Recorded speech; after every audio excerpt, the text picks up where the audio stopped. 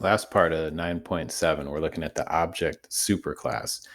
This is like the top level class for all classes. We've mentioned how if you don't specify what class in Java you're inheriting from, it's going to automatically extend object and inherit from there.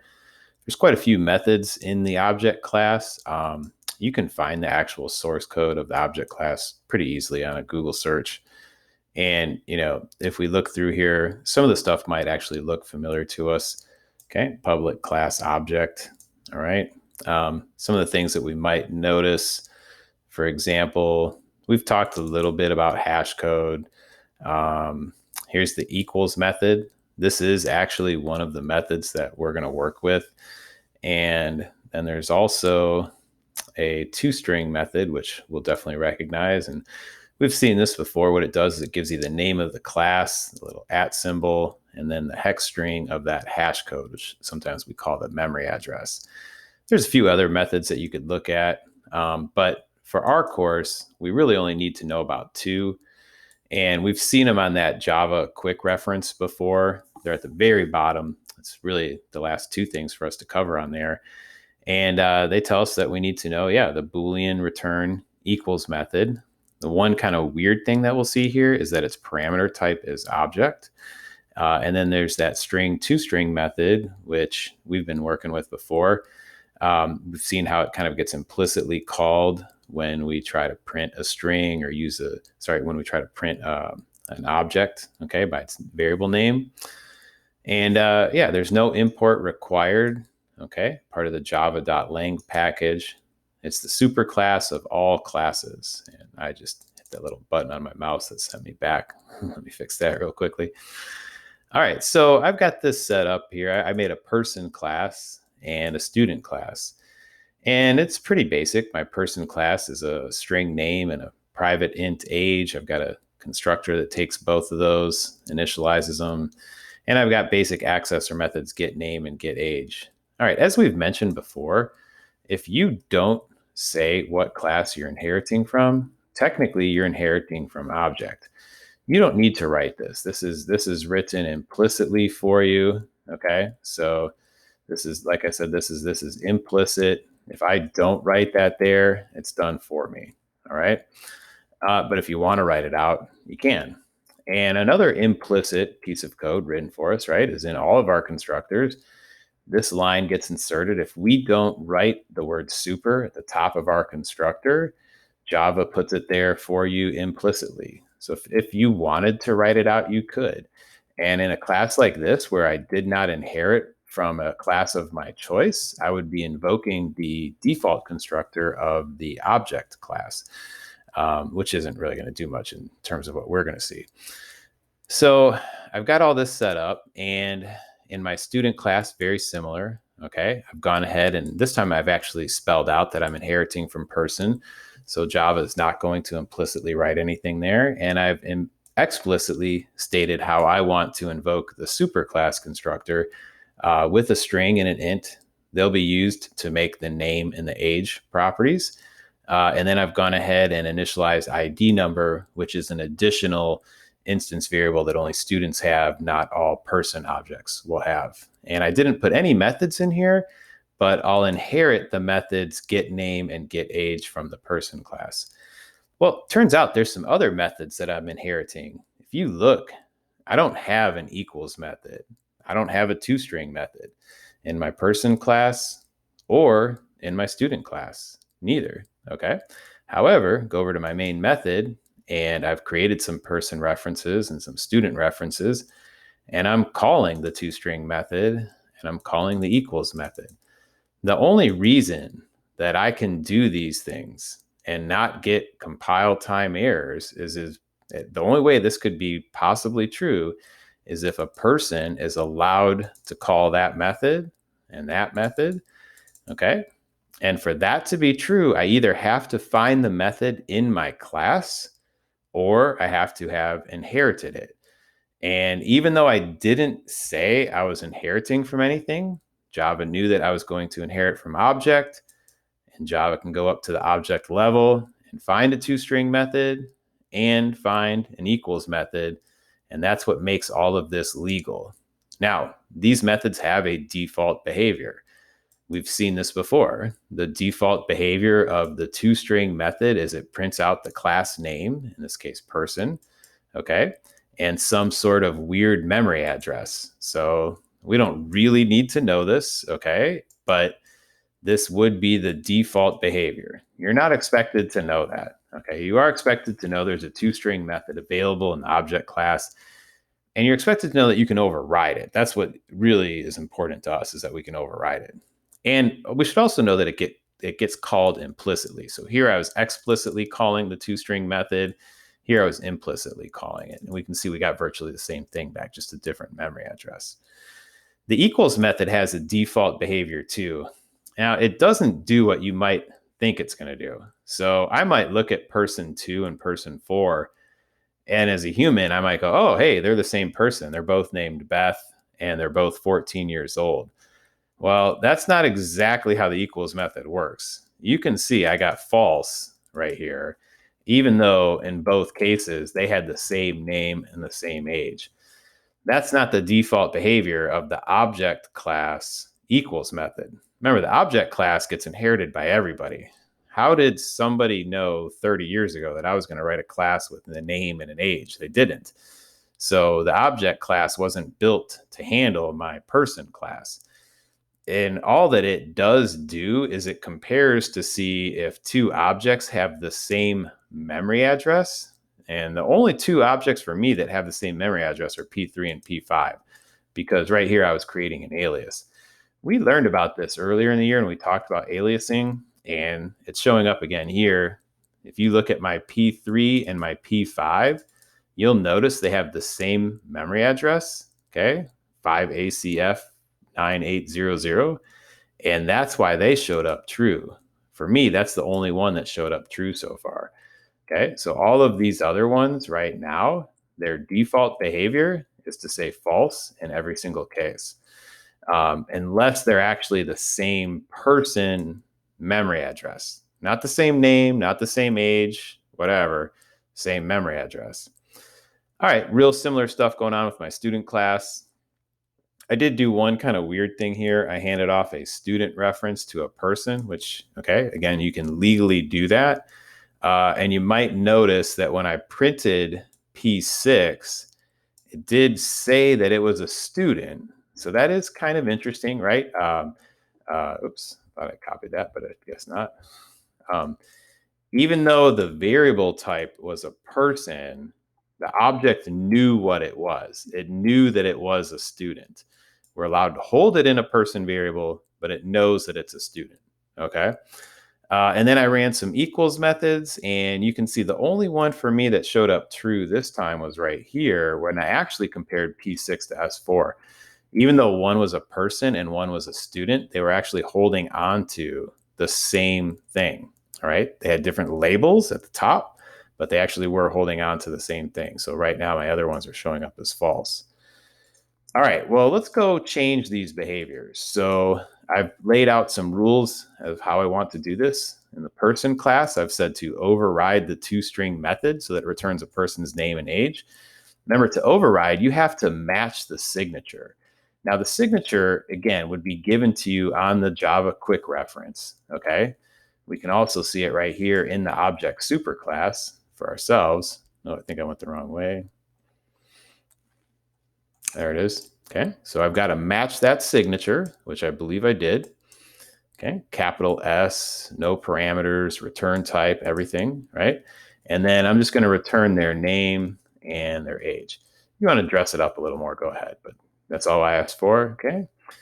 Override the equals method so that it returns true if the compared persons have the same name and the same age. All right, now this is going to be a little trickier. First of all, again, to get an override, I have to match the signature. And that's going to present a little bit of a problem for me. That's got an object type on it. All right, that's going to be a little bit of a challenge. So let's see how this is going to work. Now, I want to know if the objects have the same name, the persons have the same. Well, all right, first of all, it's kind of weird because that says object. We're talking about a person. And it's plural, so Why are there two? I only see one. Well, there is technically two persons involved in this method's call, because this isn't a static method. It has to be called on a person then. Okay. So notice that every time that I called the method, I called it on a person variable, P1, P2, P3. Some person had to be used as a point of reference to call the method. They're going to be one of them. They would be the one represented by the keyword this.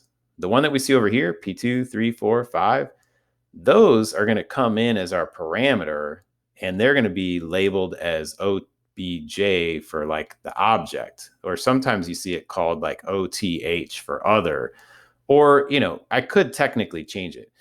I have to match the signature, yes, but the variable name doesn't actually matter. So that's up to you to decide. Everything else has to match, but the variable name. Okay. Well, all right. If I tried to do something like this, like if I said, well, I've got, remember I did say there was a person called this. I don't really need to put the word this there, but if I did, if I took their name and I said if it equals, and then I said, well, let me get the other guy's name. Well, that ain't going to work. Now, the reason that won't work is there's not a variable called name in the well, also because I put OTH, but there's not a variable called name in the object class that's public that I could retrieve through this reference. But okay, if you look at how I'm using the method, I wasn't actually ever giving it an object. Every time I gave it a person. So as long as I'm willing to commit to that, I can change it. It's willing to accept a person. Okay. So that's not the issue. The issue right now is not that I'm giving it a person. The issue is that I'm trying to get the name of a person from an object.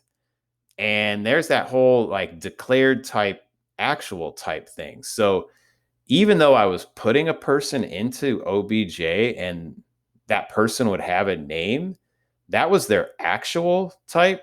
Their declared type says object. And so that's where the issue's coming in. The issue's coming in because it's saying, wait, objects don't have names. So what I could do to distort this a little is I could say, I'm going to put a person in there. All right. And you're just going to have to trust me that I'm going to give you a person, and let's go ahead and cast it down to the person level.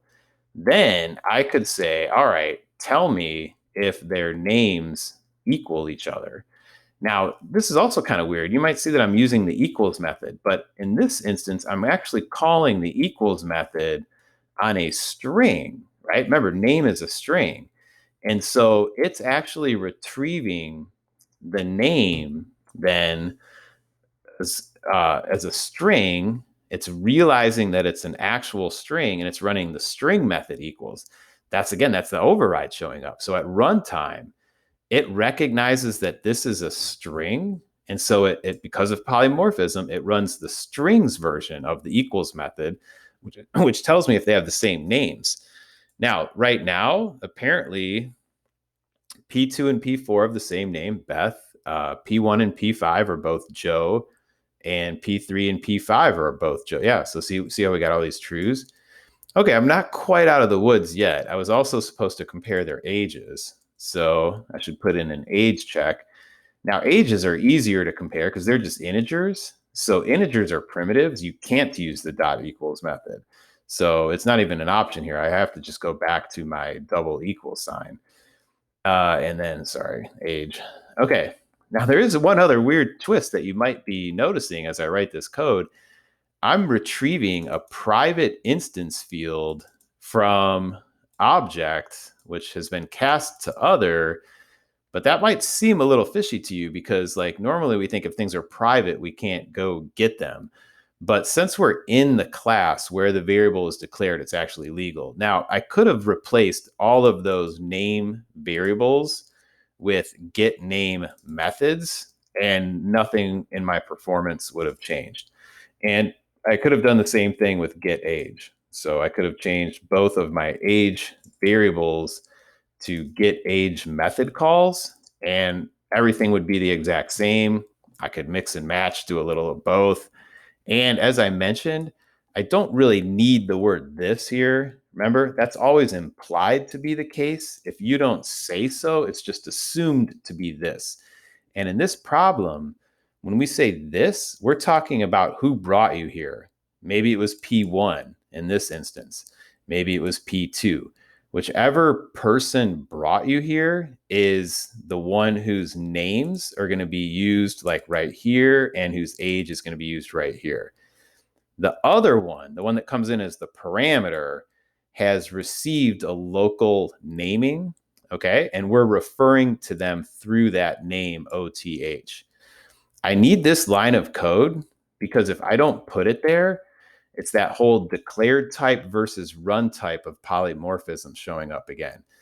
You can't declare something as an object and then treat it as a person, okay? You have to cast it.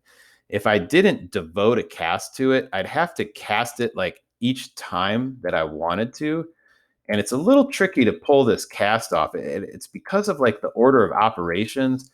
The order of operations tell me that that dot operator has a higher precedence than the casting operator. And so that's why it might look a little weird to you how I'm putting like two sets of parentheses on it. You actually need both of those, because if you don't, then what's going to happen is it's going to try to perform the methods call before it performs the cast properly. And so it's probably easier to avoid that, to do what I did, where I just devoted a whole line. Oh, it looks like I messed it up. I didn't get the I'm sorry. Oh, I took OTH out of the picture when I did this. So I don't think it was a parenthesis issue. That's me making mistakes again. All right. Let's see how that works. So I think it's easier to do it the way that I had it originally, where I had devoted an entire line to the cast. Okay. So let's put it back to how we had it earlier. All right. And I'm just going to go through this one a little bit quicker. All right. Let's override this toString. Now, if I were to override this toString according to the rules that have been kind of laid out for me here, I think what I would do is I would probably say, let's run the super one, okay? And then that's going to go get the name and age for me. Otherwise, what I'd have to do is I'd have to call the local methods get name and get age. I can't reach the private variables, but I can access through those local methods. And then I can just throw in the ID number because we're in the class where ID number is. So we should see some changes being made. It's interesting to note, see how we lost the memory addresses right now in our students? That's because they were running off of inheritance and they were giving me names and ages. Now we're going to see the ID numbers appear also. And right now, the equals method is actually running off of inheritance as well. That's why we don't see 4 falses. I kind of changed the rules here. I said same name and ID number, so ignore age. So as a result, I'm not going to be able to just call the super one. I'm going to have to write my own. And what I'll do is I'll say public Boolean, because I have to get that match, equals. I got to bring in an object to complete the override. How about if I just call it O? And then let's go ahead and just devote our cast right here. We'll say, give me a student. I'll call it S. And my student comes from casting down the object down to the student level. And then I'm going to return if the name, see, that's a little tricky. I can't use name now. I don't have access to that private variable, but I could call the public method get name. That gives me a string. And I could see if it equals the student's name, which again, unfortunately, I can't use the variables now. I'm going to have to rely on the accessor methods. Okay, so that gets me a name check. And then I'll go ahead and I have their ID numbers right here. So I don't need to use any method calls this time. I didn't even put one in. So it does the ID number of this student equal the ID number of the one that I've labeled as S. And since I didn't actually put like a get ID number method in here, I'll have to rely on the variable. So you got to be, you got to be able to adapt. You should be able to use the methods, the instance variables appropriately. I don't think we'll see as many trues now. Well, and actually, so I did throw that one loop in there. If you remember, I put in one person as P6. And so you can see what happened. When I tried to cast that down to the student level, it wouldn't work. So the way that I've written my code, I can only compare students to students. So unfortunately, with this one, we're kind of out of luck. If we wanted to force it, we could force it, but what we'd have to do is right here, we'd have to commit. We'd have to say, trust me, P6 really is holding on to a student. And I feel like I'm missing a parenthesis. I don't think I need that many, but let's see. I think I could take one set off of student, but we could do this if we committed person. I don't think it is going to allow it now that I look at it.